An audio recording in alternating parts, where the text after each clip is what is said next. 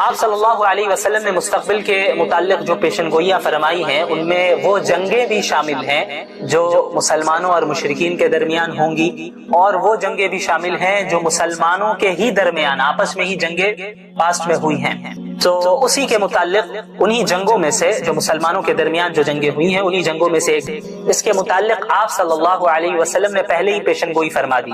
آپ صلی اللہ علیہ وسلم نے فرمایا کہ لا تقوم الساعة حتى تقتتل فئتان عظیمتان تكون بینہما مختلة عظیمہ ودعواہما واحدہ، کہ قیامت اس وقت تک قائم نہیں ہوگی جب تک کہ دو بڑے گروہ، دو بڑی جماعتیں آپس میں لڑ نہ لیں اور ان کے درمیان زبردست لڑائی ہوگی، زبردست خون ریزی ہوگی۔ وَدَعْوَاهُمَا وَاحِدَةٌ، حالانکہ ان کا دعویٰ، دونوں کا دعویٰ ایک ہوگا، یعنی دونوں کا دعویٰ ایک ہوگا، دونوں مسلمان ہوں گے، دونوں اسلام میں شامل ہوں گے، داخل ہوں گے، اور دونوں اللہ کو ماننے والے، رسول اللہ پر ایمان لانے والے ہوں گے، لیکن ان کے درمیان زبردست جنگ ہوگی۔ اس حدیث سے ثابت ہوتا ہے، یہ حدیث صحیح بخاری کی ہے جو میں نے ابھی آپ کے سامنے رکھی ہے، وہ صحیح بخاری کی روایت ہے کتاب الفتن کی۔ حضرت ابو ہریرہ رضی اللہ عنہ روایت کرتے ہیں اور حدیث نمبر ہے 7121۔ تو اس طرف اشارہ فرمایا، اور یہ سن 36 ہجری میں آپ صلی اللہ علیہ وسلم کی یہ پیشن گوئی بھی بالکل صحیح ثابت ہوئی، اور اس جنگ کو بھی اللہ کے نبی صلی اللہ علیہ وسلم نے قیامت کی نشانیوں میں سے گنوایا۔ یہاں پر ایک بات کی میں مزید وضاحت کرنا چاہتا ہوں، صحابہ کرام رضی اللہ عنہم اجمعین کے درمیان جو جنگیں ہوئی ہیں انہیں ہم مشاجرات صحابہ کہتے ہیں، ان کے درمیان جو اختلافات ہوئے تو ان کے متعلق اہل السنت والجماعت کا کیا نظریہ ہے، اسے ہمیں سمجھ لینا چاہیے، کیا موقف ہے۔ یاد رکھیے ہمارا یہ عقیدہ ہے کہ انبیاء علیہ الصلوۃ والسلام کے بعد انسانوں میں افضل ترین جو جماعت ہے وہ صحابہ کرام کی جماعت ہے، اور اللہ اور اس کے رسول صلی اللہ علیہ وسلم کی اطاعت اور ان کی اتباع کرنے میں تمام انسانوں میں سب سے اعلیٰ، سب سے نیک، سب سے تیزی کرنے والے اتباع کرنے میں صحابہ کرام ہی ہے، خیر میں سبقت لے جانے والے صحابہ کرام ہی ہے، اور انہی کی خدمات کا نتیجہ ہے کہ دین آج ہم تک پہنچا ہے، اور انہی کی قربانیوں کا نتیجہ ہے کہ اللہ تعالیٰ نے اس دین کو غلبہ عطا کیا۔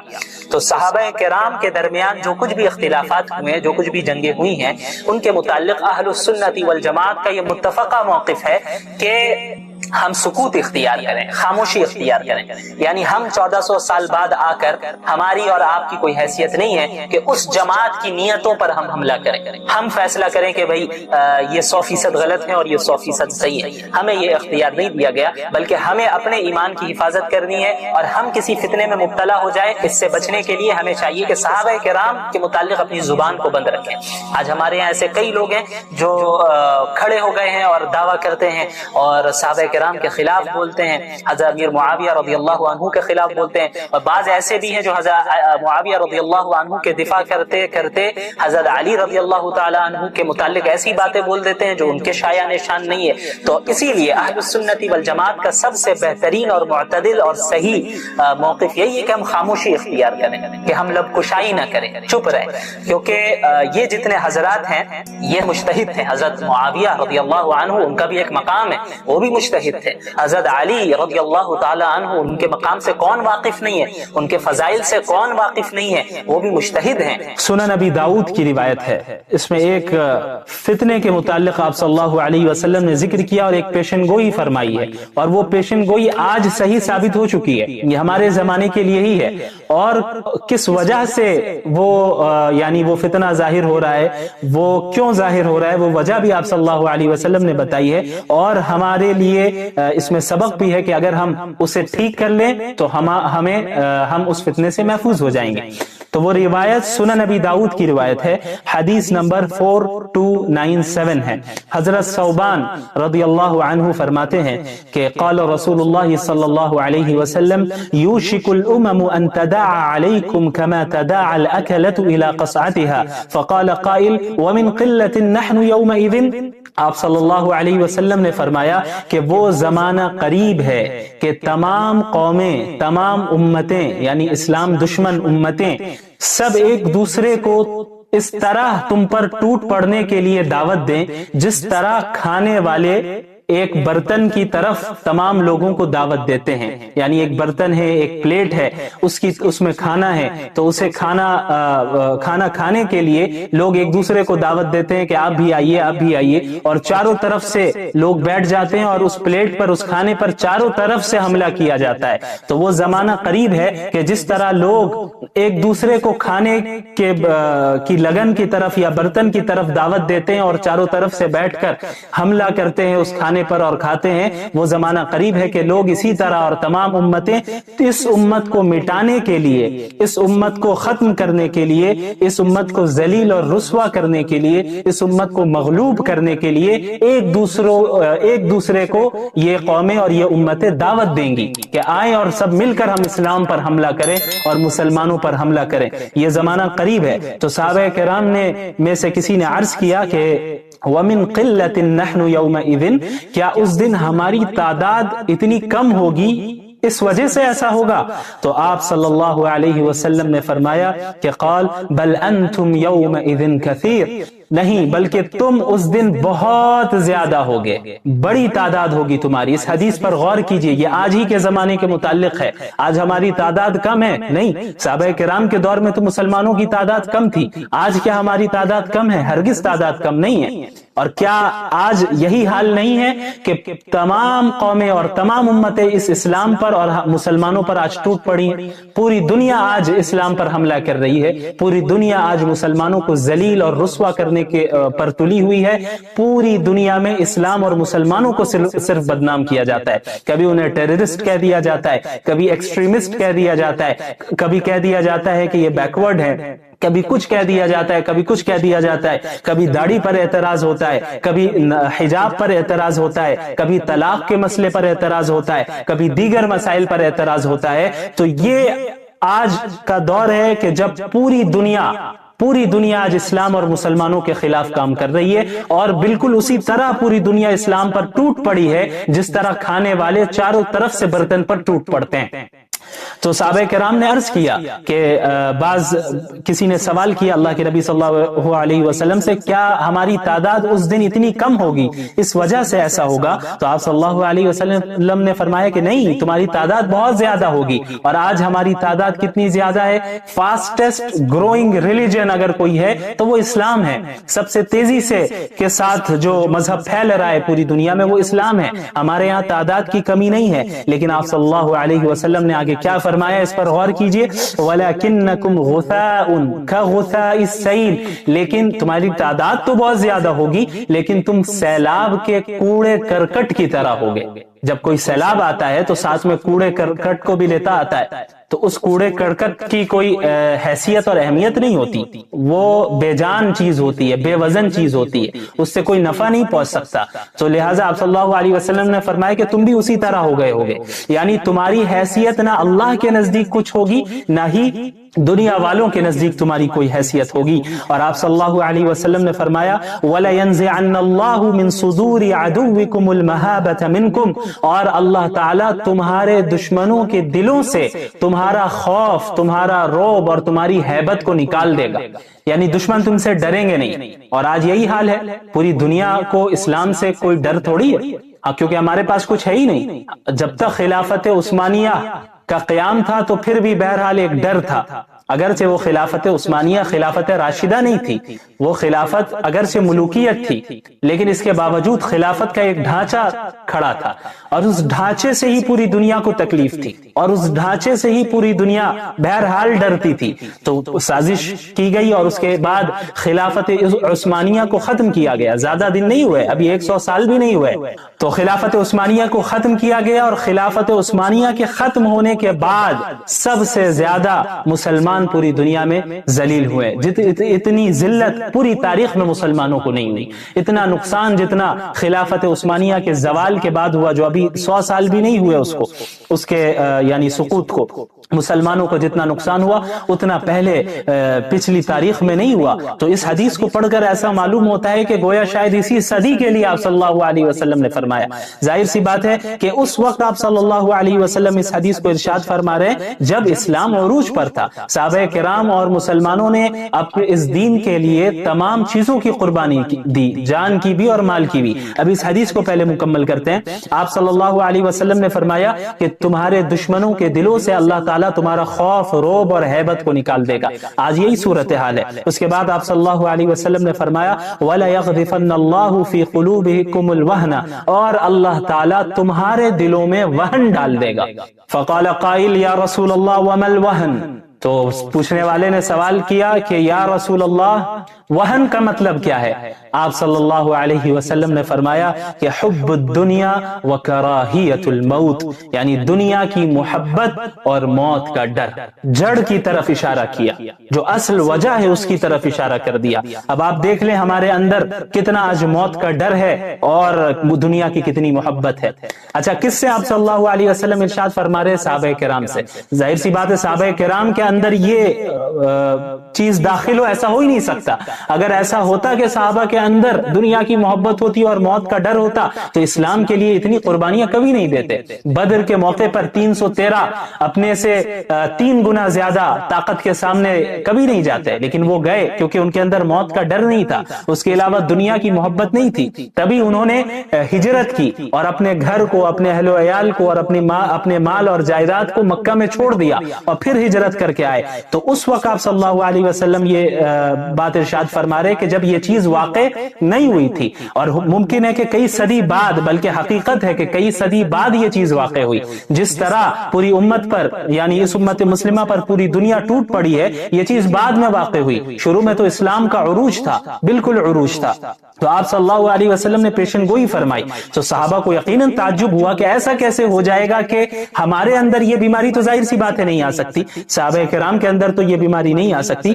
तो उन्हें ये चीज, इस चीज ने सोच में डाला कि आखिर क्या वजह हो सकती है। यानी ये तो उनको यकीन था कि आप सल्लल्लाहु अलैहि वसल्लम जो फरमा रहे हैं ये तो होना है, लेकिन वो ये सोचने लगे कि आखिर वजह क्या होगी, ऐसा क्यों होगा? क्योंकि अब तक तो अल्लाह हमारी मदद कर रहा है, हमने अल्लाह के लिए कुर्बानियां दी हैं और हम इखलास के साथ अल्लाह के नबी सल्लल्लाहु अलैहि वसल्लम के साथ जुड़े हुए हैं, तो हमें फतह तो हासिल हो रही है। लेकिन पूरी दुनिया मुसलमानों पर टूट पड़ेगी और आप सल्लल्लाहु अलैहि वसल्लम फरमा रहे हैं कि तुम सैलाब के कूड़े करकट की मानिंद हो जाओगे, तो इसकी वजह क्या है? तो उन्होंने यही सोचा होगा, यही सोचा, जैसा कि सवाल से हमें मालूम होता है कि भाई बातिनी खराबी मुसलमानों के अंदर हो, ये तो हम तसव्वुर नहीं करेंगे, लेकिन मुमकिन है कि ये दुनिया दारुल असबाब है और इसमें यहाँ पे जिसके पास ज्यादा ताकत होती है, ज्यादा तादाद होती है, तो वो गालिब आ जाती है वो जमात आम तौर पर उमूमन, क्योंकि दारुल असबाब है। तो मुमकिन है कि मुसलमानों की जो ये सूरत हाल मुस्तकबिल में होगी कि इसी वजह से होगी कि शायद उनकी तादाद कम हो।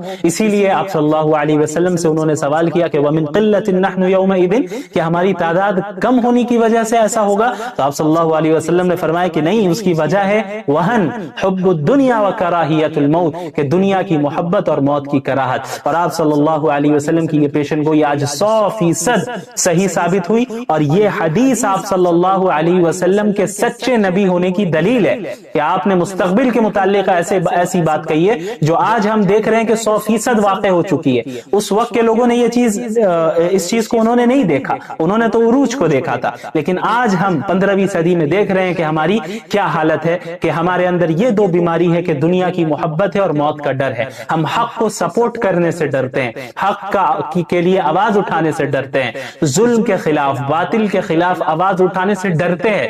क्यों डरते हैं? इसी बात का डर है कि अगर हम हक की बात करेंगे तो हमें जेल भेज दिया जाएगा, हक की बात करेंगे तो हमारे खिलाफ केसेस चलेंगे, हक की बात करेंगे तो हमारी तिजारत को, बिजनेस को बंद कर दिया जाएगा, हक की बात करेंगे तो हमारे घर वालों को तकलीफ पहुंचाई जाएगी। तो यही तो हुब्बुद दुनिया है, दुनिया की मोहब्बत तो इसी को कहते हैं। अगर हम हक का साथ देंगे तो हमारे ऊपर दहशतगर्दी का इल्जाम लगाया जा सकता है, एक्सट्रीमिज्म का इल्जाम लगाया जा सकता है, बहुत कुछ किया जा सकता है। तो हमें मौत का भी डर है, हो सकता है कि हमें जान से मार दिया जाए। तो ये दो बीमारी है, तो ये जो दो बीमारियां हमारे अंदर اندر ہے. یہی وجہ ہے کہ آج ہم زوال کا شکار ہے, انحطاط کا شکار ہے. آج ہم اس دنیا میں ترقی نہیں کر رہے ہیں. صحابہ کرام کے اندر یہ دو بیماریاں ہرگز نہیں تھی, کوئی بیماری نہیں تھی باطنی بیماری, تبھی انہوں نے کیسر و قصرا کے تخت کو پلٹ دیا. جو دنیا کے جو دو سپر پاورز تھے اس وقت عہد نبوی میں, ان دونوں کو عرب کے لوگوں نے ہرا دیا, اور چند جو تعداد میں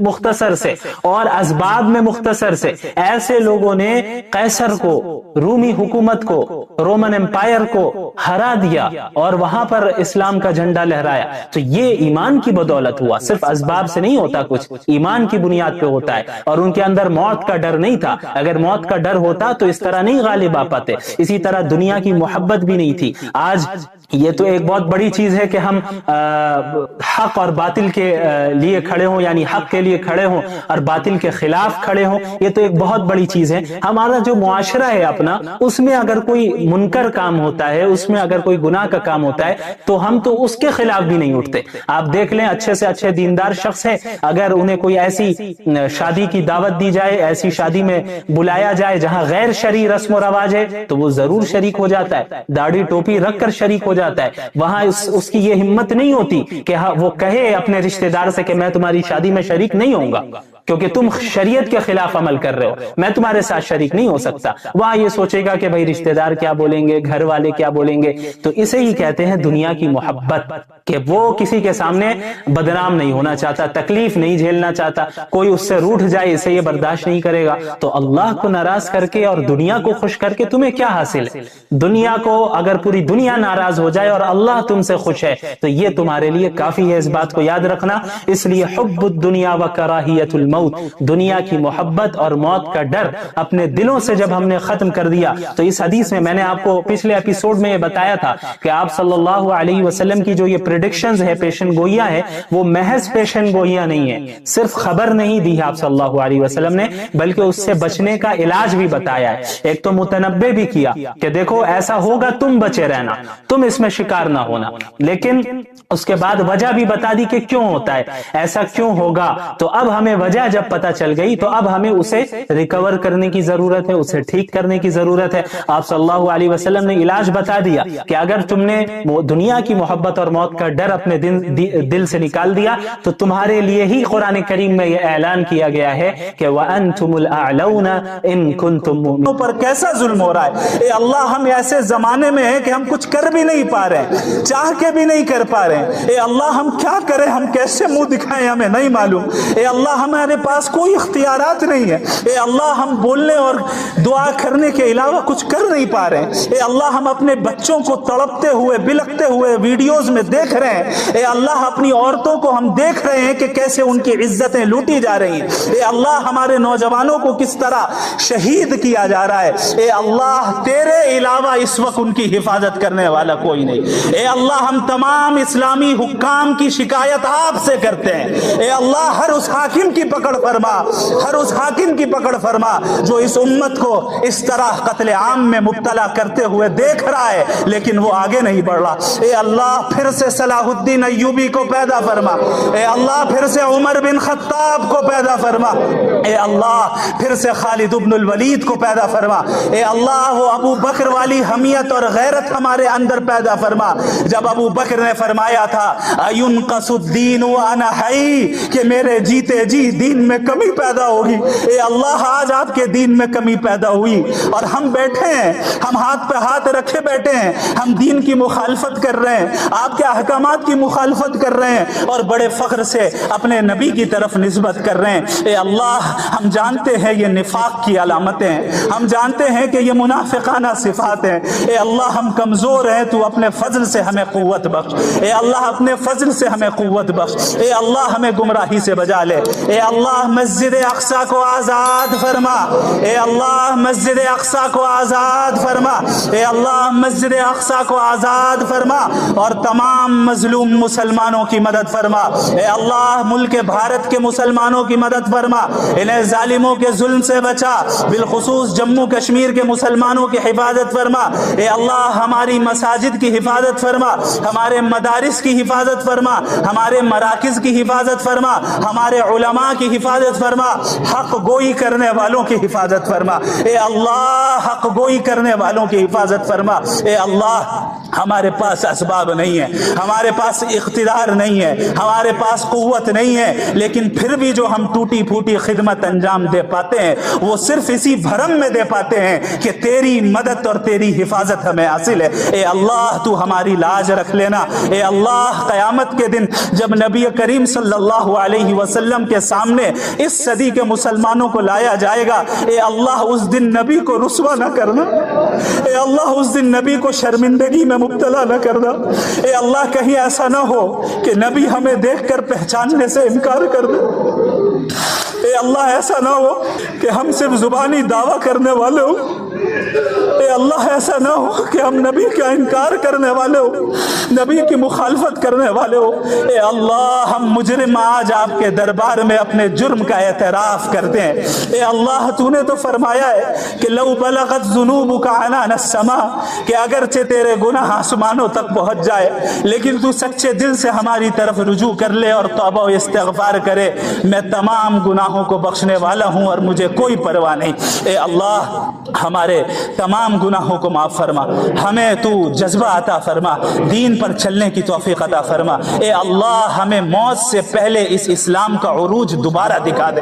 ए अल्लाह मौत से पहले इस इस्लाम का उरूज दोबारा दिखा दे। ए अल्लाह अब आंखें तरस रही है, अब आंखें तरस रही है इस इस्लाम को उरूज पर देखने के लिए। उलमा इस्लाम की तू हिफाजत फरमा जो इस दीन की खिदमत को अंजाम दे रहे हैं और इस दीन की तरक्की और उरूज पर। इस्लाम दुश्मन उम्मतें सब एक दूसरे को इस तरह तुम पर टूट पड़ने के लिए दावत दें जिस तरह खाने वाले एक बर्तन की तरफ तमाम लोगों को दावत देते हैं। यानी एक बर्तन है, एक प्लेट है, उसमें खाना है, तो उसे खाना खाने के लिए लोग एक दूसरे को दावत देते हैं कि आप भी आइए, आप भी आइए, और चारों तरफ से लोग बैठ जाते हैं और उस प्लेट पर, उस खाने पर चारों तरफ से हमला किया जाता है। तो वो जमाना करीब है कि जिस तरह लोग एक दूसरे को खाने की लगन की तरफ या बर्तन की तरफ दावत देते हैं और चारों तरफ से बैठकर हमला करते हैं उस खाने पर और खाते हैं, वो जमाना करीब है कि लोग इसी तरह और तमाम उम्मतें इस उम्मत को मिटाने के लिए, इस उम्मत को खत्म करने के लिए, इस उम्मत को जलील और रुस्वा करने के लिए, इस उम्मत को मगलूब करने के लिए एक दूसरे को ये कौमें और ये उम्मतें दावत देंगी कि आए और सब मिलकर हम इस्लाम पर हमला करें और मुसलमानों पर हमला करें। ये जमाना करीब है। तो सहाबा किराम में से किसी ने अर्ज किया कि वमिन क़िल्लतिन नहनु यौमइज़िन, क्या उस दिन हमारी तादाद इतनी कम होगी, इस वजह से ऐसा होगा? तो आप सल्लल्लाहु अलैहि वसल्लम ने फरमाया कि क़ाल बल अंतुम यौमइज़िन कसीर, नहीं बल्कि तुम उस दिन बहुत ज्यादा होगे, बड़ी तादाद होगी तुम्हारी। इस हदीस पर गौर कीजिए, ये आज ही के जमाने के मुतालिक है। आज हमारी तादाद कम है? नहीं। सहाबा किराम के दौर में तो मुसलमानों की तादाद कम थी। आज क्या हमारी तादाद कम है? हरगिज तादाद कम नहीं है। और क्या आज यही हाल नहीं है कि तमाम कौमें और तमाम उम्मतें इस इस्लाम पर और मुसलमानों पर आज टूट पड़ी? पूरी दुनिया आज इस्लाम पर हमला कर रही है, पूरी दुनिया आज मुसलमानों को जलील और रुस्वा करने के पर तुली हुई है। पूरी दुनिया में इस्लाम और मुसलमानों को सिर्फ बदनाम किया जाता है। कभी उन्हें टेररिस्ट कह दिया जाता है, कभी एक्सट्रीमिस्ट कह दिया जाता है, कभी कह दिया जाता है कि ये बैकवर्ड है, कभी कुछ कह दिया जाता है, कभी कुछ कह दिया जाता है, कभी दाढ़ी पर एतराज होता है, कभी हिजाब पर एतराज होता है, कभी तलाक के मसले पर एतराज होता है, कभी दीगर मसाइल पर एतराज होता है। तो ये आज का दौर है कि जब पूरी दुनिया आज इस्लाम और मुसलमानों के खिलाफ काम कर रही है, और बिल्कुल उसी तरह पूरी दुनिया इस्लाम पर टूट पड़ी है जिस तरह खाने वाले चारों तरफ से बर्तन पर टूट पड़ते हैं। तो सहाबा किराम ने अर्ज किया कि किसी ने सवाल किया अल्लाह के नबी सल्लल्लाहु अलैहि वसल्लम से, क्या हमारी तादाद उस दिन इतनी कम होगी, इस वजह से ऐसा होगा? तो आप सल्लल्लाहु अलैहि वसल्लम ने फरमाया कि नहीं, तुम्हारी तादाद बहुत ज्यादा होगी। और आज हमारी तादाद कितनी ज्यादा है? फास्टेस्ट ग्रोइंग रिलीजन अगर कोई है तो वो इस्लाम है। सबसे तेजी से के साथ जो मजहब फैल रहा है पूरी दुनिया में वो इस्लाम है। हमारे यहाँ तादाद की कमी नहीं है। लेकिन आप सल्लल्लाहु अलैहि वसल्लम ने आगे क्या फरमाया, इस पर गौर कीजिए। वलाकिन्नकुम गुसाउन कगुसाइस सैल, लेकिन तुम्हारी तादाद तो बहुत ज्यादा होगी लेकिन तुम सैलाब के कूड़े करकट की तरह होगे। जब कोई सैलाब आता है तो साथ में कूड़े करकट को भी लेता आता है, तो उस कूड़े करकट की कोई हैसियत और अहमियत नहीं होती, वो बेजान चीज होती है, बेवजन चीज होती है, उससे कोई नफा नहीं पहुंच सकता। तो लिहाजा आप सल्लल्लाहु अलैहि वसल्लम ने फरमाया कि तुम भी उसी तरह हो गए होगे। यानी तुम्हारी हैसियत ना अल्लाह के नजदीक कुछ होगी, ना ही दुनिया वालों के नजदीक तुम्हारी कोई हैसियत होगी। और आप सल्लल्लाहु अलैहि वसल्लम ने फरमाया वला यंज़िअन्नल्लाहु मिन सुदूरि अदुव्विकुमुल महाबत मिनकुम, और अल्लाह ताला तुम्हारे दुश्मनों के दिलों से तुम्हारा खौफ, तुम्हारा रौब और तुम्हारी हैबत को निकाल देगा। यानी दुश्मन तुमसे डरेंगे नहीं। और आज यही हाल है, पूरी दुनिया को इस्लाम से कोई डर थोड़ी है, क्योंकि हमारे पास कुछ है ही नहीं। जब तक खिलाफत उस्मानिया का क़याम था तो फिर भी बहरहाल एक डर था, अगर से वो खिलाफत उस्मानिया खिलाफत राशिदा नहीं थी, वो खिलाफत अगर से मुल्कियत थी, लेकिन इसके बावजूद खिलाफत का एक ढांचा खड़ा था और उस ढांचे से ही पूरी दुनिया को तकलीफ थी और उस ढांचे से ही पूरी दुनिया बहरहाल डरती थी। तो साजिश की गई और उसके बाद खिलाफत उस्मानिया को खत्म किया गया। ज्यादा दिन नहीं हुए, अभी 100 साल भी नहीं हुए, तो खिलाफत उस्मानिया को खत्म किया गया। और खिलाफत उस्मानिया के खत्म होने के बाद सबसे ज्यादा मुसलमान पूरी दुनिया में जलील हुए। इतनी जिल्लत पूरी तारीख में मुसलमानों को नहीं हुई, इतना नुकसान जितना खिलाफत उस्मानिया के जवाल के बाद हुआ, जो अभी 100 साल भी नहीं हुए उसके यानी सुकूत को, मुसलमानों को जितना नुकसान हुआ उतना पहले पिछली तारीख में नहीं हुआ। तो इस हदीस को पढ़कर ऐसा मालूम होता है कि गोया शायद इसी सदी के लिए आप सल्लल्लाहु अलैहि वसल्लम ने फरमाया। जाहिर सी बात है कि उस वक्त आप सल्लल्लाहु अलैहि वसल्लम इस हदीस को इरशाद फरमा रहे हैं जब इस्लाम उरूज पर था। सहाबा किराम और मुसलमानों ने अपने इस दीन के लिए तमाम चीजों की कुर्बानी दी, जान की भी और माल की भी। अब इस हदीस को पहले मुकम्मल करते हैं। आप सल्लल्लाहु अलैहि वसल्लम ने फरमाया कि तुम्हारे दुश्मनों के दिलों से अल्लाह ताला तुम्हारा खौफ, रोब और हैबत को निकाल देगा। आज यही सूरत हाल है। उसके बाद आप सल्लल्लाहु अलैहि वसल्लम ने फरमाया वला यग़दिफन्नल्लाहु फी क़ुलूबिकुमुल वहना, और अल्लाह ताला तुम्हारे दिलों में वहन डाल देगा।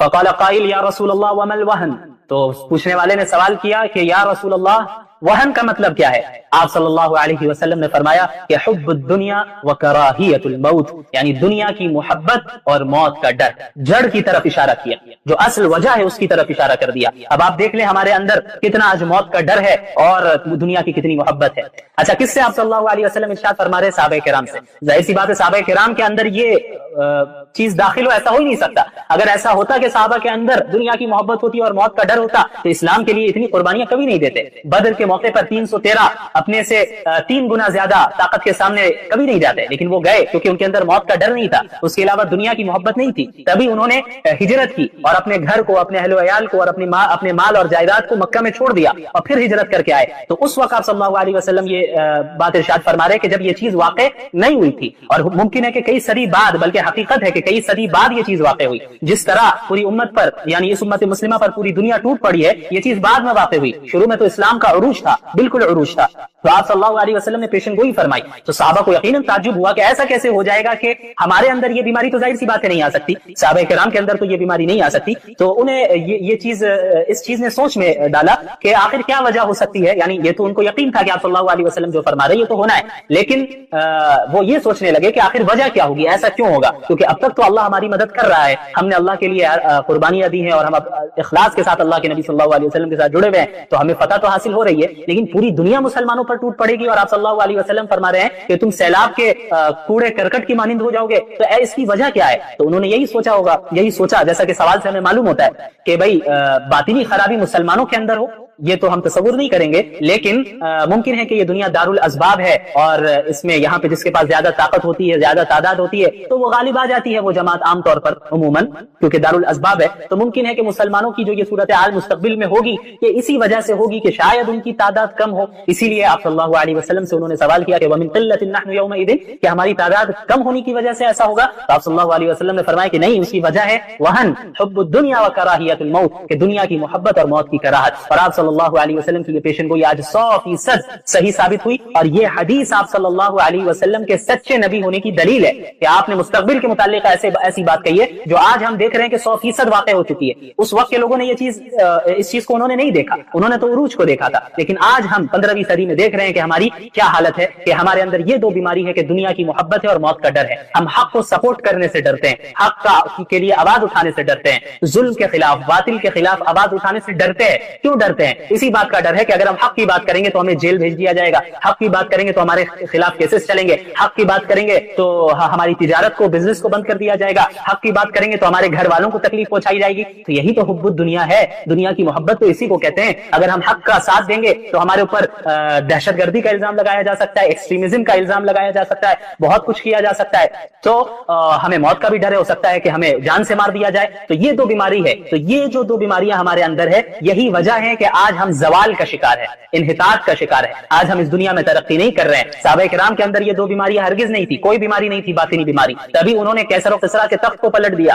جو دنیا کے جو دو سپر پاورز تھے اس وقت عہد نبوی میں، ان دونوں کو عرب کے لوگوں نے ہرا دیا، اور چند جو تعداد میں مختصر سے اور اسباب میں مختصر سے ایسے لوگوں نے قیصر کو، رومی حکومت کو، رومن امپائر کو ہرا دیا اور وہاں پر اسلام کا جھنڈا لہرایا۔ تو یہ ایمان کی بدولت ہوا، صرف اسباب سے نہیں ہوتا، کچھ ایمان کی بنیاد پہ ہوتا ہے، اور ان کے اندر موت کا ڈر نہیں تھا۔ اگر موت کا ڈر ہوتا تو اس طرح نہیں غالب آ پاتے، اسی طرح دنیا کی محبت بھی نہیں تھی۔ آج یہ تو ایک بہت بڑی چیز ہے کہ ہم حق اور باطل کے لیے کھڑے ہوں، یعنی حق کے لیے کھڑے ہوں اور باطل کے خلاف کھڑے ہوں، یہ تو ایک بہت بڑی چیز ہے۔ ہمارا جو معاشرہ ہے اپنا، اس میں اگر کوئی منکر کام ہوتا ہے، اس میں اگر کوئی گناہ کا کام ہوتا ہے تو ہم تو اس کے خلاف بھی نہیں اٹھتے۔ آپ دیکھ لیں اچھے سے اچھے دیندار شخص ہے، اگر انہیں کوئی ایسی شادی کی دعوت دی جائے، ایسی شادی میں بلایا جائے جہاں غیر شرعی رسم و رواج ہے، تو وہ ضرور شریک ہو جاتا ہے۔ آپ صلی اللہ علیہ وسلم نے مستقبل کے متعلق جو پیشن گوئیاں فرمائی ہیں، ان میں وہ جنگیں بھی شامل ہیں جو مسلمانوں اور مشرکین کے درمیان ہوں گی، اور وہ جنگیں بھی شامل ہیں جو مسلمانوں کے ہی درمیان آپس میں ہی جنگیں پاس میں ہوئی ہیں۔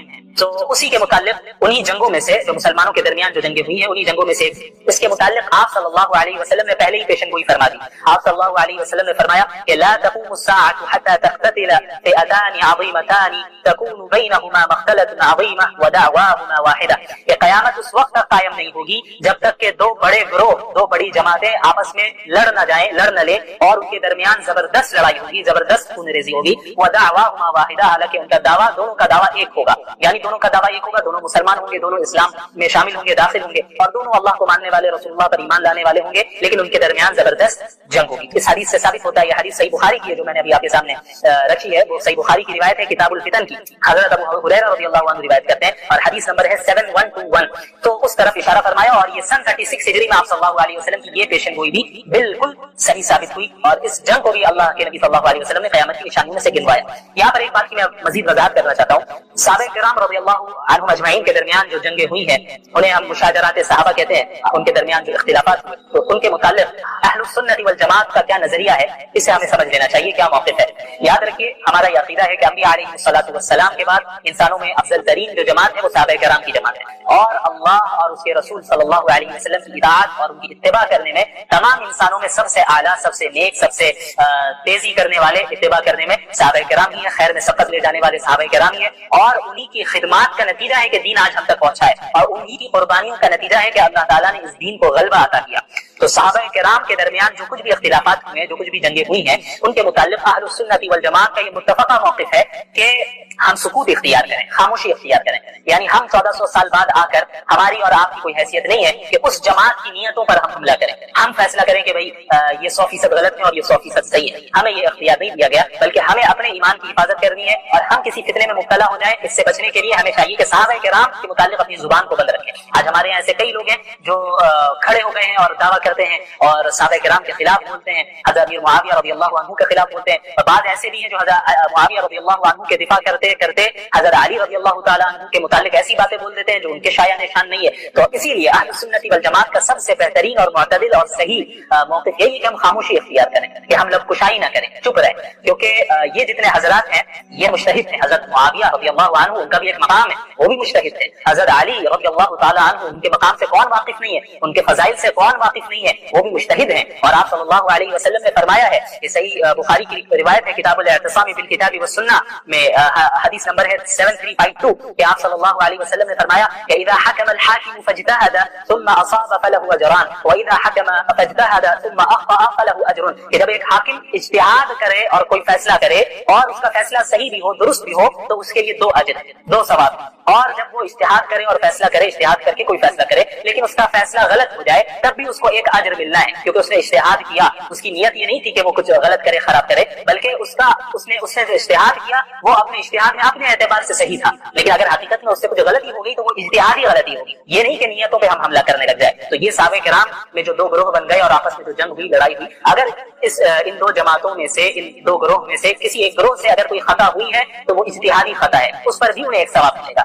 تو ہم اور آپ 1400 سال بعد اٹھ کر، میری اور آپ کی تو یہ حیثیت نہیں ہے کہ اس جماعت کے متعلق ہم ان پر اعتراض کریں، ان کی نیتوں پہ حملہ کریں۔ ایسے بھی لوگ ہیں جو الیاذ باللہ کھڑے ہو کر بعض صحابہ کرام کو منافق کہہ رہے ہیں، یہ بات کیسے صحیح ہو سکتی ہے جبکہ اللہ کے نبی صلی اللہ علیہ وسلم نے حضرت حسن رضی اللہ تعالیٰ عنہ کے متعلق فرمایا، صحیح بخاری کی روایت ہے، کتاب الصلح 2704 حدیث نمبر ہے کہ ان ابنی ھذا سید ولعل اللہ ان یصلح بین فئتین عظیمتین من المسلمین، کہ یہ میرا بیٹا حسن یہ سید ہے، سردار ہے، اور اللہ تعالیٰ سے امید ہے کہ میرے اس بیٹے کے ذریعے اللہ تعالیٰ مسلمانوں کے دو بڑے گروہ کے درمیان صلح کروائے گا۔ اور پھر ایسا ہی ہوا، جب آپ تاریخ کا مطالعہ کریں گے تو آپ کو معلوم ہوگا کہ حضرت حسن حضرت علی رضی اللہ عنہ کے انتقال کی شہادت کے بعد حضرت حسن کے ہاتھوں پر مسلمانوں نے بیعت کی، اور وہ دو گروہ اسی طرح قائم رہے۔ حضرت معاویہ رضی اللہ عنہ کا جو گروہ ہے وہ بھی اسی طرح قائم رہا۔ یہاں حضرت علی کی شہادت کی تو اس کے بعد خلیفہ مقرر کیے گئے حضرت حسن، لیکن حضرت حسن رضی اللہ تعالیٰ عنہ نے حضرت معاویہ سے صلح کر لی اور حضرت معاویہ کے ہاتھوں پر رضی اللہ عنہ کے ہاتھوں پر بیعت کر لی، اور اس طرح جو دو گروہ بن گئے تھے مسلمانوں میں وہ ایک ہو گئے اور متحد ہو گئے، جس کی پیشن گوئی آپ صلی اللہ علیہ وسلم نے بہت پہلے کر دی تھی کہ اس بیٹے کے ذریعے، میرے اس بیٹے کے ذریعے اللہ تعالیٰ مسلمانوں کے من المسلمین، اس پر غور کیجیے، مسلمانوں کے دو بڑے گروہوں کے درمیان صلح کروا دے گا۔ تو اللہ کے نبی صلی اللہ علیہ وسلم دونوں گروہ کو مسلمان کہہ رہے ہیں، دونوں کو مسلمانوں میں شامل کر رہے ہیں۔ تو جن کے متعلق اللہ کے نبی صلی اللہ علیہ وسلم نے گواہی دے دی کہ وہ مسلمان ہیں، تو ہم 1400 سال بعد اٹھ کر ہم یہ کہیں علیاذ باللہ کہ نہیں ایک گروہ منافق ہے، تو یہ بدبختی کی علامت، ہمیں اس سے دور رہنا چاہیے۔ اور خصوصاً عوام کو تو میں یہی کہنا چاہوں گا جو عام مسلمان ہیں انہیں چاہیے کہ ان موضوعات سے، ان ٹاپک سے دور رہے، ان چیزوں میں لگے جن سے آپ کا عملی فائدہ ہو، آپ کی زندگی میں کوئی فائدہ ہو، عمل میں کوئی فائدہ ہو، اس میں اضافہ ہو، آپ کی آخرت بنے۔ اس کے علاوہ اگر آپ ان مسائل میں الجھ گئے، ان ٹاپکس میں الجھ گئے اور خدا نہ خواستہ صحابہ کرام کے متعلق لبکشائی کرنے لگ گئے تو یہ بڑے خطرے کی بات ہے۔ ہو سکتا ہے جو بھی ایسا کرے اس کی آخرت جو ہے برباد ہو جائے، تو اس لیے ہمیں سکوت اختیار کرنا ہے۔ اے اللہ اس دن نبی کو شرمندگی میں مبتلا نہ کرنا، اے اللہ کہیں ایسا نہ ہو کہ نبی ہمیں دیکھ کر پہچاننے سے انکار کر دے، اے اللہ ایسا نہ ہو کہ ہم صرف زبانی دعویٰ کرنے والے ہوں، اے اللہ ایسا نہ ہو کہ ہم نبی کا انکار کرنے والے ہو، نبی کی مخالفت کرنے والے ہو۔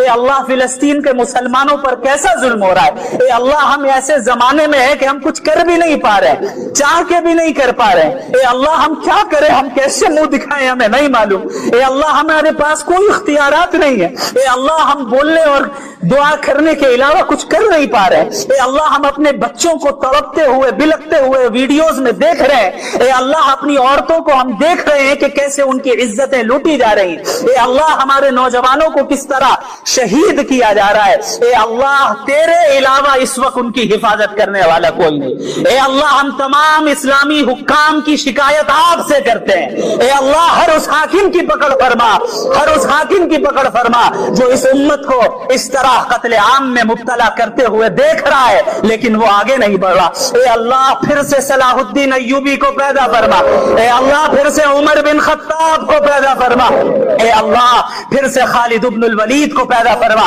اے اللہ وہ ابو بکر والی حمیت اور غیرت ہمارے اندر پیدا فرما، جب ابو بکر نے فرمایا تھا اَيُنْقَصُ الدِّينُ وَأَنَا حَيٌّ کہ میرے جیتے جی دین میں کمی پیدا ہوگی، اے اللہ آج آپ کے دین میں کمی پیدا ہوئی اور ہم بیٹھے ہیں، ہم ہاتھ پہ ہاتھ رکھے بیٹھے ہیں، ہم دین کی مخالفت کر رہے ہیں، آپ کے احکامات کی مخالفت کر رہے ہیں اور بڑے فخر سے اپنے نبی کی طرف نسبت کر رہے ہیں، اے اللہ ہم جانتے ہیں یہ نفاق کی علامتیں ہیں، ہم جانتے ہیں کہ یہ منافقانہ صفات ہیں، اے اللہ ہم کمزور ہیں، تو اپنے فضل سے ہمیں قوت بخش، اے اللہ اپنے فضل سے ہمیں قوت بخش، اے اللہ ہمیں گمراہی سے بچا لے، اے اللہ مسجد اقصی کو آزاد فرما، اے اللہ مسجد اقصی کو آزاد فرما، اے اللہ مسجد اقصی کو آزاد فرما اور تمام مظلوم مسلمانوں کی مدد فرما، اے اللہ ملک بھارت کے مسلمانوں کی مدد فرما، انہیں ظالموں کے ظلم سے بچا، بالخصوص جموں کشمیر کے مسلمانوں کی حفاظت فرما،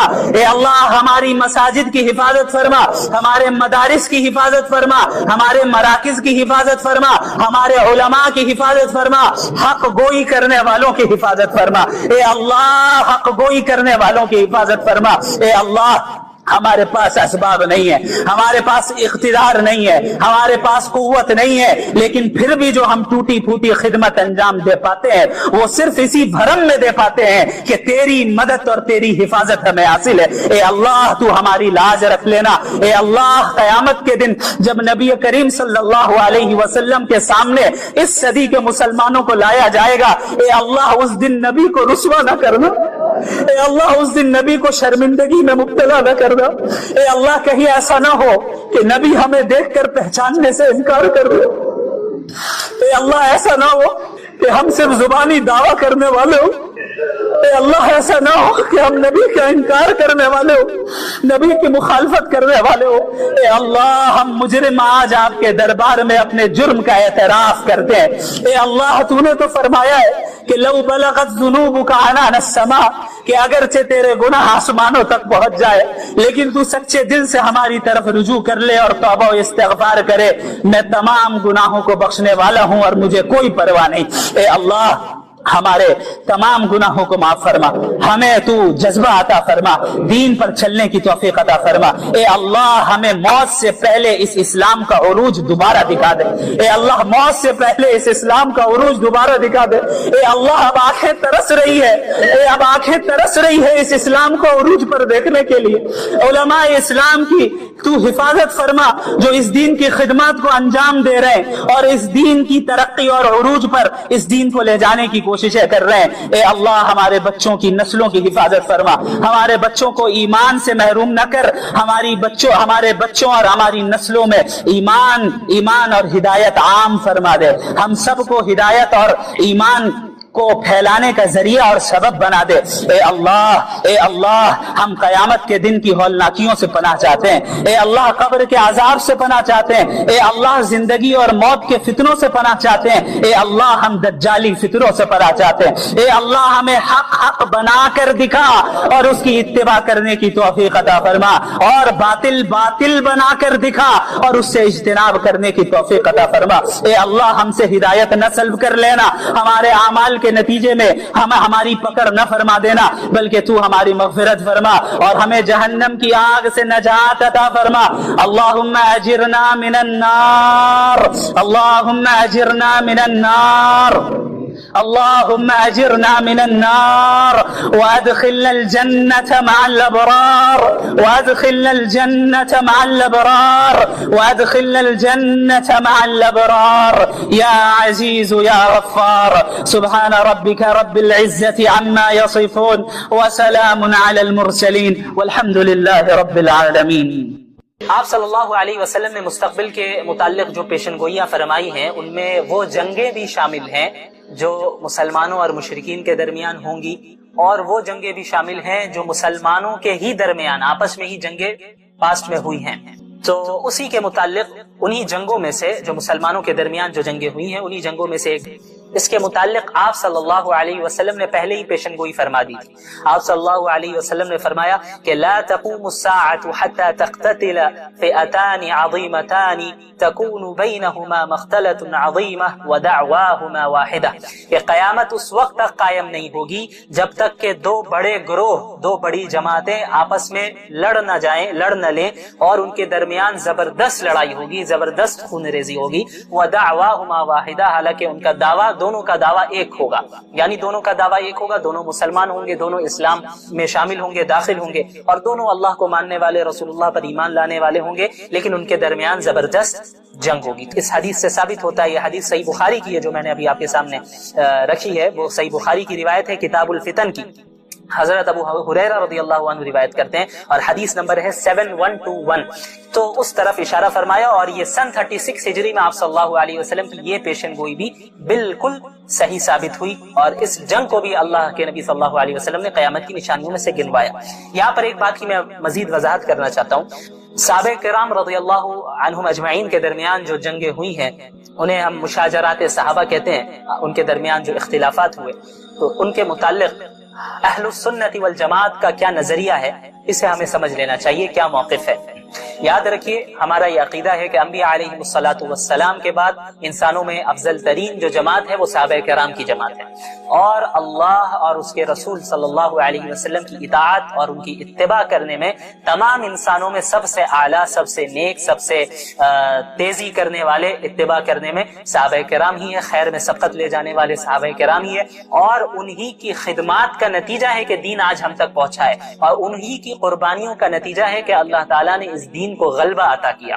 تو صحابہ کرام کے درمیان جو کچھ بھی اختلافات ہوئے, جو کچھ بھی جنگیں ہوئی ہیں, ان کے متعلق اہل السنت والجماعت کا یہ متفقہ موقف ہے کہ ہم سکوت اختیار کریں، خاموشی اختیار کریں. یعنی ہم 1400 سال بعد آ کر ہماری اور آپ کی کوئی حیثیت نہیں ہے کہ اس جماعت کی نیتوں پر ہم حملہ کریں، ہم فیصلہ کریں کہ بھئی یہ 100% غلط ہے اور یہ 100% صحیح ہے. ہمیں یہ اختیار نہیں دیا گیا، بلکہ ہمیں اپنے ایمان کی حفاظت کرنی ہے. اور ہم کسی فتنے میں مبتلا ہو جائے، اس سے بچنے کے لیے ہمیں چاہیے کہ صحابہ کرام کے متعلق اپنی زبان کو بند رکھیں. آج ہمارے یہاں ایسے کئی لوگ ہیں جو کھڑے ہو گئے ہیں اور دعویٰ کرتے ہیں اور صحابہ کرام کے خلاف بولتے ہیں، حضرت امیر معاویہ رضی اللہ عنہ کے خلاف بولتے ہیں. اور بعض ایسے بھی ہیں جو حضرت معاویہ رضی اللہ عنہ کے دفاع کرتے کرتے حضرت علی رضی اللہ تعالی عنہ کے متعلق ایسی باتیں بول دیتے ہیں جو ان کے شایان شان نہیں ہے. تو اسی لیے اہل السنت والجماعت کا سب سے بہترین اور معتدل اور صحیح موقف یہی ہے کہ ہم خاموشی اختیار کریں، کہ ہم لب کشائی نہ کریں، چپ رہیں. کیونکہ یہ جتنے حضرات ہیں یہ مجتہد تھے. حضرت معاویہ رضی اللہ عنہ ان کا بھی ایک مقام ہے، وہ بھی مجتہد تھے. حضرت علی رضی اللہ تعالی عنہ ان کے مقام سے کون واقف نہیں ہے، ان کے فضائل سے کون واقف نہیں ہے، وہ بھی مجتہد ہیں. اور آپ صلی اللہ علیہ وسلم نے فرمایا ہے، یہ صحیح بخاری کی روایت ہے کتاب الاعتصام بالکتاب والسنہ میں، حدیث نمبر ہے 7352، کہ آپ صلی اللہ علیہ وسلم نے فرمایا کہ اذا حکم الحاکم فاجتہد ثم اصاب فله اجران واذا حکم فاجتہد ثم اخطأ فله اجر. کہ جب ایک حاکم اجتہاد کرے اور کوئی فیصلہ کرے اور اس کا فیصلہ صحیح بھی ہو، درست بھی ہو، تو اس کے لیے 2 اجر ہیں، 2 ثواب ہیں.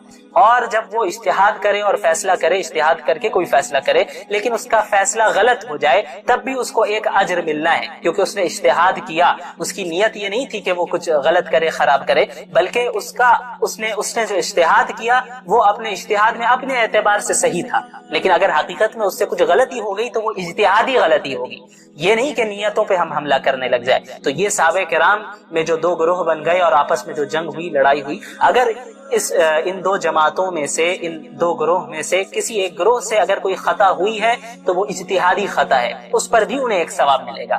تو ہم اور آپ 1400 سال بعد اٹھ کر، میری اور آپ کی تو یہ حیثیت نہیں ہے کہ اس جماعت کے متعلق ہم ان پر اعتراض کریں، ان کی نیتوں پہ حملہ کریں.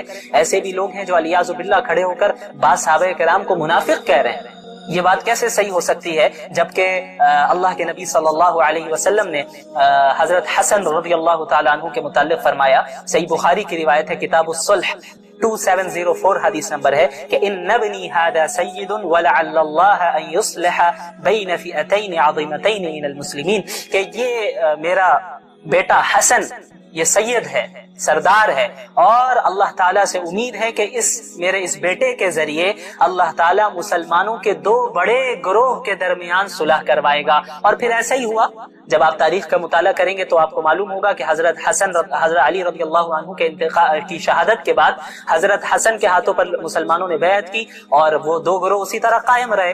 حضرت معاویہ رضی اللہ عنہ کا جو گروہ ہے وہ بھی اسی طرح قائم رہا. یہاں حضرت علی کی شہادت ہوئی تو اس کے بعد خلیفہ مقرر کیے گئے حضرت حسن، لیکن حضرت حسن رضی اللہ تعالی عنہ نے حضرت معاویہ سے صلح کر لی اور حضرت معاویہ کے ہاتھوں پر رضی اللہ عنہ کے ہاتھوں پر بیعت کر لی. اور اس طرح جو 2 گروہ بن گئے تھے مسلمانوں میں وہ 1 ہو گئے اور متحد ہو گئے، جس کی پیشن گوئی آپ صلی اللہ علیہ وسلم نے بہت پہلے کر دی تھی کہ اس بیٹے کے ذریعے، میرے اس بیٹے کے ذریعے اللہ تعالیٰ مسلمانوں کے من المسلمین، اس پہ غور کیجئے، مسلمانوں کے 2 بڑے گروہوں کے درمیان صلح کروا دے گا. تو اللہ کے نبی صلی اللہ علیہ وسلم دونوں گروہ کو مسلمان کہہ رہے ہیں، دونوں کو مسلمانوں میں شامل کر رہے ہیں. تو جن کے متعلق اللہ کے نبی صلی اللہ علیہ وسلم نے گواہی دے دی کہ وہ مسلمان ہیں، تو ہم 1400 سال بعد اٹھ کر ہم یہ کہیں علیاذ باللہ کہ نہیں ایک گروہ منافق تھا، تو یہ بدبختی کی علامت ہے. ہمیں اس سے دور رہنا چاہیے. اور خصوصاً عوام کو تو میں یہی کہنا چاہوں گا جو عام مسلمان ہیں، انہیں چاہیے کہ ان موضوعات سے، ان ٹاپک سے دور رہیں، ان چیزوں میں لگیں جن سے آپ کا عملی فائدہ ہو، آپ کی زندگی میں کوئی فائدہ ہو، عمل میں کوئی فائدہ ہو، اس میں اضافہ ہو، آپ کی آخرت بنے. اس کے علاوہ اگر آپ ان مسائل میں الجھ گئے، ان ٹاپکس میں الجھ گئے اور خدا نہ خواستہ صحابہ کرام کے متعلق لب کشائی کرنے لگ گئے تو یہ بڑے خطرے کی بات ہے. ہو سکتا ہے جو بھی ایسا کرے اس کی آخرت جو ہے برباد ہو جائے. تو اس لیے ہمیں سکوت اختیار کرنا ہے. سکوت مطلب خاموشی اختیار کرنی ہے. اہل سنت والجماعت کا نظریہ ہے. یہ ایک مستقل الگ ٹاپک ہے، اس میں انشاءاللہ کبھی ہم تفصیل سے بات کریں گے مزید دلائل کی روشنی میں کہ اہل سنت والجماعت کا جو یہ نظریہ ہے یہی کیوں صحیح نظریہ ہے اور دیگر جو نظریات ہیں جو ایک طرفہ نظریات ہیں وہ غلط کیوں ہیں. ہم دلائل کی روشنی میں بات کریں گے، لیکن اس ٹاپک کا اس سیریز سے کوئی خاص تعلق نہیں ہے، تو اس لیے ہم اس میں ڈیٹیل میں نہیں جائیں گے. بس ہمیں اس واقعے سے، اس حدیث سے اتنا بتانا مقصد ہے ہمارا کہ اس جنگ کے متعلق بھی آپ صلی اللہ علیہ وسلم نے جس طرح پیشن گوئی فرمائی تھی، ٹھیک اسی طرح یہ جنگ واقع ہوئی، اور اس جنگ کو بھی قیامت کی نشانیوں میں اللہ کے نبی صلی اللہ علیہ وسلم نے گنوایا. یہ علامتیں ظاہر ہوں، چاہے وہ قیامت کی علامات صغرا سے ان کا تعلق ہو یعنی چھوٹی علامتیں، یا پھر وہ قیامت کی بڑی علامتیں کیوں نہ یعنی جنہیں ہم علامات کبرا کہتے ہیں.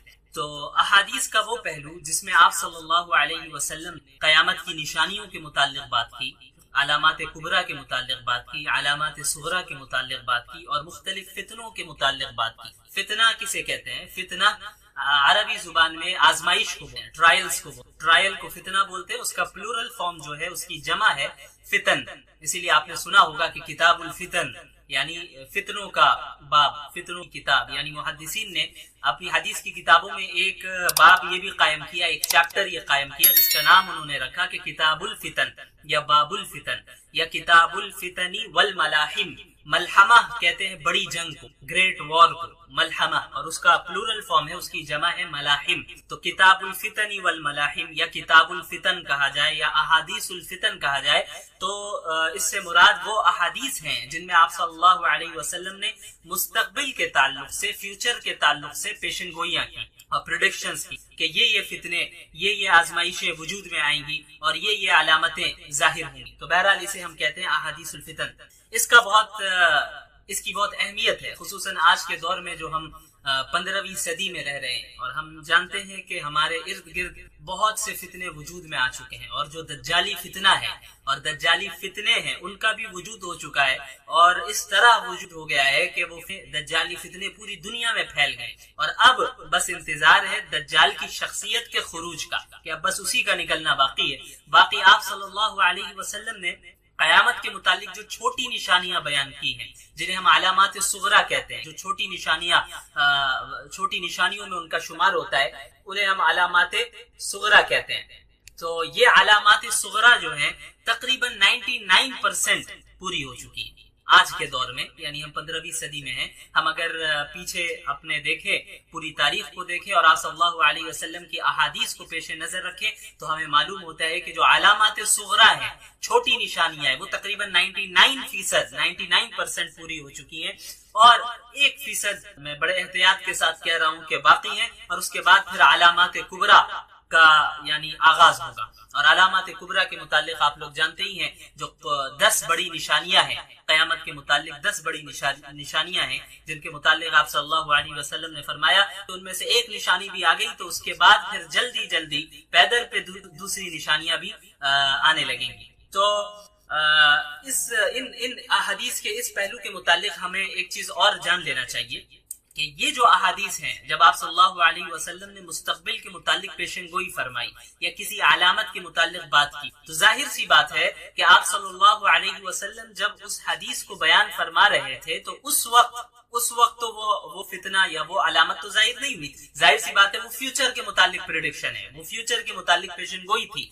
تو بعد میں پھر اس کا وجود آیا، یعنی اس کا وجود بعد میں ہوا. تو مثلا اگر اللہ کے نبی صلی اللہ علیہ وسلم نے کسی ایک نشانی کی طرف اشارہ کیا اور کسی ایک فتنے کی طرف اشارہ کیا، اور اس اشارہ کرنے کے بعد تقریباً چوتھی یا 5ویں صدی میں اس نشانی کا وجود ہوا یا اس فتنے کا وجود ہوا، تو ظاہر سی بات ہے کہ جو اس کے وجود سے پہلے جو زمانہ گزرا ہے اور جو علماء گزرے، انہوں نے اپنے زمانے کے اعتبار سے اور ان کے پاس جو قرآن و حدیث کا علم تھا اور جو بصیرت اللہ تعالیٰ نے انہیں عطا کی تھی، اس کے مطابق انہوں نے تشریح کی. اس حدیث کی تشریح مطلب ایکسپلینیشن، اس حدیث کی ایکسپلینیشن، اس کی تشریح انہوں نے اپنے علم کے مطابق کی، حالانکہ وہ فتنہ یا وہ نشانی اس وقت تک ظاہر نہیں ہوئی تھی، وہ نشانی ان کے زمانے میں وجود میں نہیں آئی تھی، تو انہوں نے اپنے اعتبار سے اس کی تشریح کر لی. لیکن بعد میں جب اس کا وجود ہو گیا تب 100% ہمیں معلوم چل گیا کہ آپ صلی اللہ علیہ وسلم نے جو یہ بات ارشاد فرمائی تھی اس سے مراد یہی فتنہ ہے،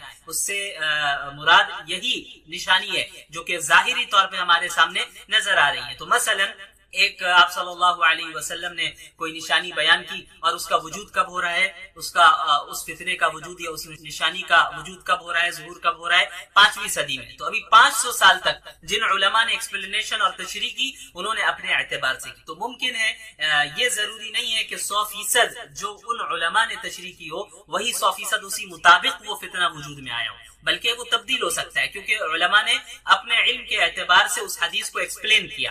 لیکن جب اس فتنے کا وجود ہوا، جب اس نشانی کا ظہور ہوا، تبھی اسی وقت ہم سمجھ سکتے ہیں کہ اچھا ایگزیکٹ یہ مطلب تھا، ایگزیکٹ مطلب کیا تھا وہ اسی وقت پتہ چل سکتا ہے. اسی طرح ہم آج 15ویں صدی میں ہیں تو وہ نشانیاں جو 1400 سال میں اب تک ظاہر ہو چکی ہیں اور وہ فتنے جو وجود میں آ چکے ہیں، تو ان کے متعلق تو کوئی دو رائے نہیں ہے کہ آپ صلی اللہ علیہ وسلم نے پہلے ہی پیشن گوئی فرما دی تھی اور وہ چیزیں بالکل ظاہر ہو چکی ہیں. ہم دیکھ رہے ہیں ماضی میں بھی ظاہر ہو چکی چیزیں اور آج بھی ہم دیکھ رہے ہیں کہ وہ فتنے وجود میں آ چکے ہیں. لیکن بہت سی نشانیاں ایسی ہیں جو ہمارے زمانے میں بھی آج 2021 میں بھی ابھی ان کا وجود نہیں ہوا ہے، وہ نشانیاں نہیں آئی ہیں. جیسے اگزامپل کے طور پر آپ قیامت کی بڑی نشانیاں لے لیں، تو قیامت کی جو بڑی نشانیاں ہیں وہ ظاہر سی بات ہے ہمارے زمانے میں ابھی ظاہر نہیں ہوئی، وہ ان فیوچر ہوگی، وہ نشانیاں ظاہر ہوں گی. تو ان احادیث کو علماء کرام اپنے زمانے کے اعتبار سے اس کو ایکسپلین کرتے ہیں. لہٰذا اس میں علماء کے درمیان اس کی ایکسپلینیشن میں کچھ تھوڑا بہت اختلاف ہو جاتا ہے. مثلا آپ نے سنا ہوگا بہت سے لوگوں کو کہ یاجوج ماجوج کے متعلق جب بات ہوتی ہے تو بعض لوگ کہتے ہیں کہ نہیں یہ جو یورپین کنٹریز کے لوگ ہیں، یا بعض کہتے ہیں یہ جو چائنا کے رہنے والے یہی لوگ یاجوج ماجوج ہیں، اور بعض کہتے ہیں کہ نہیں یہ صحیح معنی میں ایسے افراد ہیں جو ابھی بند ہیں اور وہ کہاں ہیں ہمیں نہیں معلوم. تو ایسی چیزوں کے متعلق ہمارا کیا رویہ ہونا چاہیے؟ ہمارا رویہ یہ ہونا چاہیے کہ کسی بھی ایک عالم کی ایکسپلینیشن کو، اس کی تشریح کو لے کر دیگر تمام علماء کی رائے کی تردید نہیں کرنی چاہیے، کیونکہ اس کا تعلق فیوچر سے. ہاں اس چیز کی، اس بات کی پاسبلٹی ہے کہ فلاں عالم دین جو بات ارشاد فرما رہے ایسا سچ ہو سکتا ہے اور فلاں جو کہہ رہے ہیں وہ بھی سچ ہو سکتا ہے. لیکن دونوں میں سے زیادہ صحیح رائے کون سی ہے، یعنی صحیح رائے بالکل کون سی ہے، یہ تو اسی وقت ہمیں معلوم چلے گا جب اس فتنے کا وجود ہو جائے گا، جب وہ نشانی ظاہر ہو جائے گی. تو اس سے پہلے کسی ایک رائے پر حتمی فیصلہ کر دینا کہ نہیں فلاں عالم دین نے یاجوج ماجوج کے متعلق جو رائے دی ہے بس وہی صحیح ہے، اس کے متعلق کوئی رائے صحیح نہیں ہے، یہ زیادتی ہوگی. ایسا کرنا مناسب نہیں ہے کیونکہ اس کا تعلق فیوچر سے، اور فیوچر اللہ کے سوا کوئی نہیں جانتا، اور وحی کا سلسلہ منقطع ہو چکا ہے. اللہ تعالیٰ فیوچر کے متعلق اگر کوئی بات بندوں کو بتاتے تو اللہ کے نبی صلی اللہ علیہ وسلم کے ذریعے بتاتے، لیکن اب نبوت کا سلسلہ بند ہو چکا ہے تو اب فیوچر کے متعلق کوئی دعویٰ نہیں کر سکتا، اس کا علم صرف اللہ کے پاس ہے. تو اب کون سی ایکسپلینیشن، کون سی تشریح صحیح ہے ان فتنوں کے متعلق جو فتنے ابھی وجود میں نہیں آئے ہیں، جن کا تعلق مستقبل سے ہے، تو وہ تو اسی وقت ہمیں پتہ چلے گا. لیکن ہم تمام علماء کے آراء کو، ان کی اوپینینز کو ہم پاسبلٹی کے طور پہ ضرور لے سکتے ہیں کہ فلاں عالم دین کی اس فتنے کے متعلق، اس نشانی کے متعلق یہ رائے ہے، اس بات کا امکان ہے کہ یہ بات صحیح ہو. اسی طرح فلاں عالم دین کی یہ بات ہے، یہ رائے ہے، اس بات کا امکان ہے کہ ان کی رائے صحیح ہو. ہاں ہم یہ کہہ سکتے ہیں کہ ان میں سے زیادہ بیٹر اوپینین کون سا ہے، ان میں سے زیادہ بہتر رائے کون سی ہے، ہم یہ تو کہہ سکتے ہیں. لیکن کسی ایک عالم دین کی رائے کو لے کر ہم اس طرح کا فیصلہ کریں کہ باقی تمام علماء کی رائے کو یعنی تردید کر دیں اس کی اور اسے رد کر دیں، یہ درست نہیں ہے. کیونکہ ان نشانیوں کا تعلق مستقبل سے ہے جو ہمارے زمانے میں ان نشانیوں کا اب تک وجود نہیں ہوا ہے. اور میں نے بتایا کہ جو نشانیاں وجود میں آلریڈی آ چکی ہیں تو پھر ظاہر سی بات ہے اس میں کوئی دو رائے نہیں ہے. تو یہ رویہ ہمارا ہونا چاہیے احادیث الفتن والملاحم کے تعلق سے خصوصاً. چلیے تو احادیث الفتن میں ایک سب سے پہلے تو ہمیں ایک بہت ہی اہم حدیث ہمارے سامنے ہے، اسے ہمیں پڑھنا چاہیے، اسے ہمیں سمجھنا چاہیے کہ آپ صلی اللہ علیہ وسلم جن گوئیاں کی ہیں اس کا کیا مطلب ہے. ایک چیز یہ بھی ہمیشہ یاد رکھیں، آپ صلی اللہ علیہ وسلم کی بھی پیشن گوئیاں ہیں، پریڈکشنز ہیں فیوچر کے متعلق، وہ صرف خبر نہیں ہے، صرف انفارمیشن نہیں ہے. یعنی ایسا نہیں ہے کہ آپ صلی اللہ علیہ وسلم نے بتا دیا کہ بھئی ایسا ہوگا تو بس ہونا ہے اور ہمیں کوئی فکر کرنے کی ضرورت نہیں، بلکہ احادیث الفتن کا جو پہلو ہے، یعنی احادیث کا وہ پہلو جس کا تعلق فتن اور ملاحم سے ہے، ان احادیث کے پھر دو پہلو ہیں. ایک پہلو تو یہی ہے کہ اس میں آپ صلی اللہ علیہ وسلم نے خبر دی، انفارمیشن ہے، یہ خبر ہے کہ مستقبل میں یا قیامت کے قریب یا مستقبل میں ایسا ہونا ہے، یہ چیز وجود